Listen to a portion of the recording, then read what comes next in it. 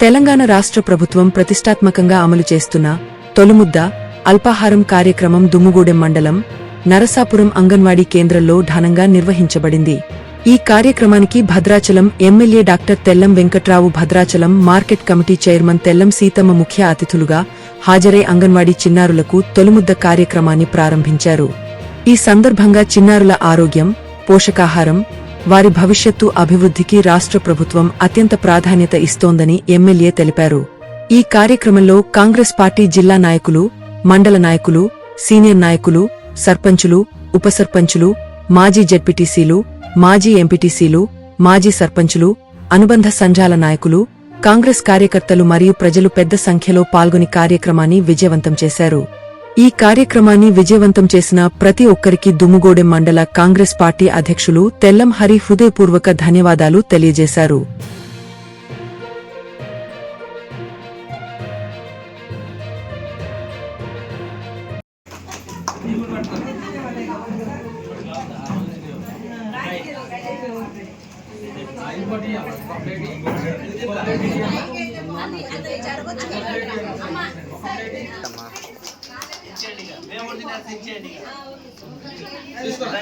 అందరికి ఇచ్చేసేయండి.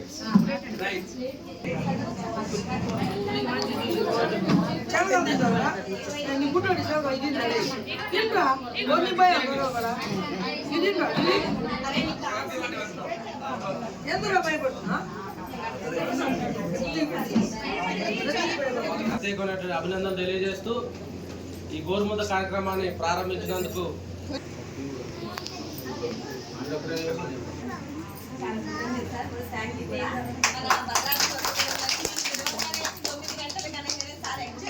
చేశారు. అది భద్రాద్రి కొత్తగూడెంలో మొదటిసారిగా మన దగ్గర చేయడం అనేది చాలా సంతోషంగా ఉంది సార్. మన దుమ్ముగూడెం ప్రాజెక్ట్ ఇన్స్టెంట్ ఉప్మాలో ప్రత్యేకత ఏంటంటే మనది ట్రైబల్ ఏరియా కాబట్టి మన మినిస్టర్ గారు ప్రత్యేకంగా శ్రద్ధ తీసుకొని మన భద్రాద్రి కొత్తగూడెంలో స్టార్ట్ చేయడం జరిగింది.